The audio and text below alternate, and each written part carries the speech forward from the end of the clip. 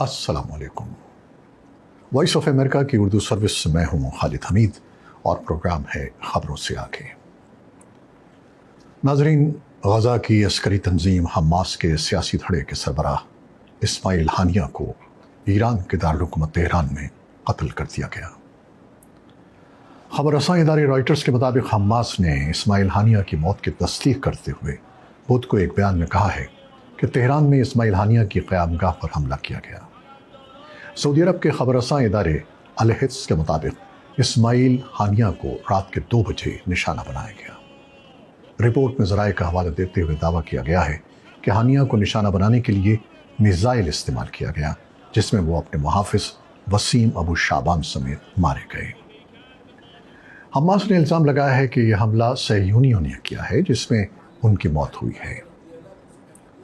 Voice of America کی فارسی service کے مطابق حماس نے ایران میں اپنے سیاسی ونگ کے سربراہ کی موت کا الزام اسرائیل پر عائد کیا ہے، لیکن اس دعوے کے لیے عسکری تنظیم نے کوئی بھی ثبوت فراہم نہیں کیا۔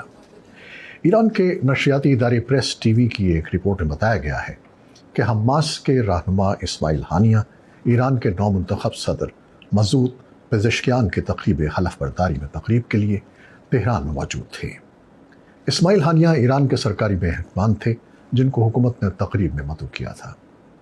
رپورٹس کے مطابق ایرانی پاسدارِ انقلاب کا کہنا ہے کہ حملے کی تحقیقات کی جا رہی ہیں اور اس کی تفصیلات جاری کر دی جائیں گی۔ اسرائیل نے تاحال اس معاملے پر کوئی رد عمل نہیں دیا ہے۔ تاہم امریکی وزیر خارجہ اینٹنی بلنکن کا کہنا ہے کہ امریکہ اس حملے میں ملوث نہیں ہے۔ دورے سنگاپور کے دوران چینل نیوز ایشیا کو دیے گئے انٹرویو میں بلنکن کا کہنا تھا کہ ہم اس بارے میں نہیں جانتے اور نہ ہی اس میں ملوث ہیں۔ اس معاملے میں قیاس آرائیاں کرنا بہت مشکل ہے۔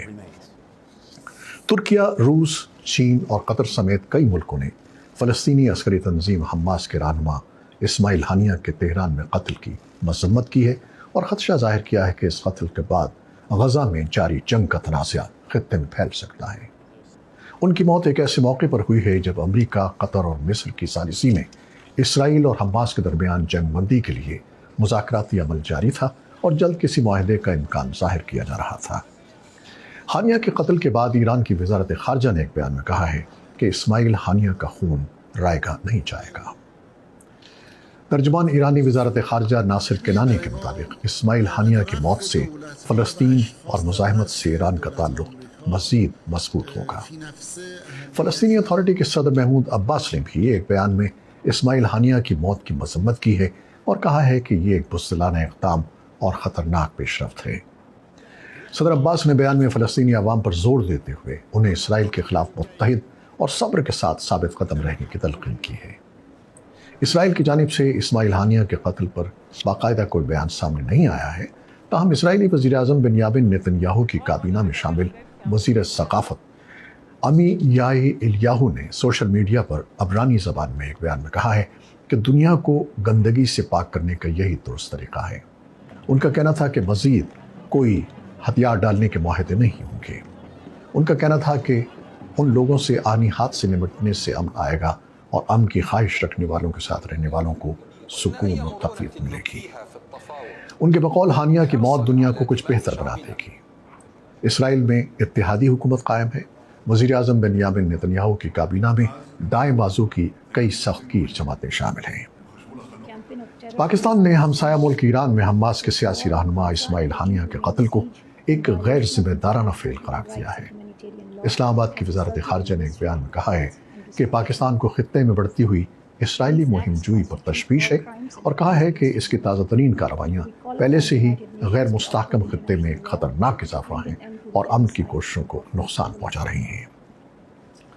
طالبان کے مرکزی ترجمان ذبیح اللہ مجاہد نے حماس کے مقتول رہنما اسماعیل ہانیہ کو ایک ذہین اور باعلم مسلم لیڈر قرار دیا جنہوں نے بڑی قربانیاں دی تھیں۔ انہوں نے کہا کہ طالبان انتظامیہ سمجھتی ہے کہ حماس کا دفاع کرنا اور اسرائیل کی طرف سے ڈھائے جانے والے مظالم کی مذمت کرنا اسلامی اور انسانی ذمہ داری ہے۔ اسماعیل ہانیہ کی موت کے بعد یہ خدشہ ظاہر کیا جا رہا ہے کہ اس واقعے سے ہو سکتا ہے کہ خطے میں مزید عدم استحکام پیدا ہو۔ امریکی اخبار واشنگٹن پوسٹ کے مطابق امریکہ کے وزیر دفاع لائیڈ آسٹن نے بدھ کو فلپائن میں صحافیوں سے گفتگو میں کہا کہ میرے خیال میں جنگ ناگزیر نہیں ہے ان کا کہنا تھا کہ امریکہ ہر ممکن کوشش کر رہا ہے کہ تنازع کو خطے میں پھیلنے سے روکا جائے۔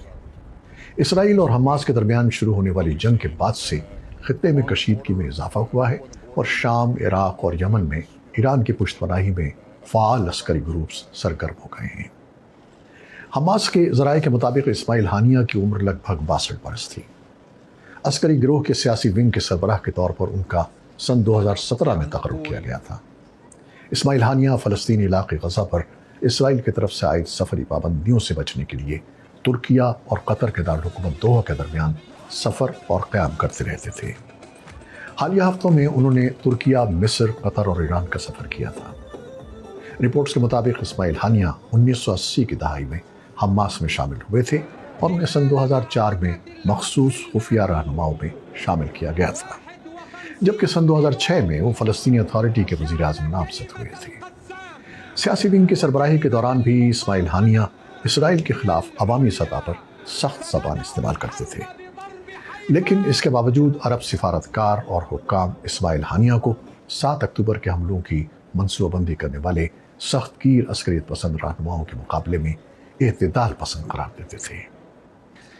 ناظرین، اس بارے میں مزید تفصیلات تو ہم اپنے آئندہ پروگراموں میں دیتے ہی رہیں گے، لیکن آپ کیا سمجھتے ہیں کہ اسماعیل ہانیہ کی موت کے بعد مشرق وسطیٰ خطے میں تنازع مزید پھیلے گا یا صورتحال کو مزید بگڑنے سے بچانے کے لیے جنگ بندی ممکن ہو پائے گی؟ بتائیے گا ضرور۔ خدا حافظ۔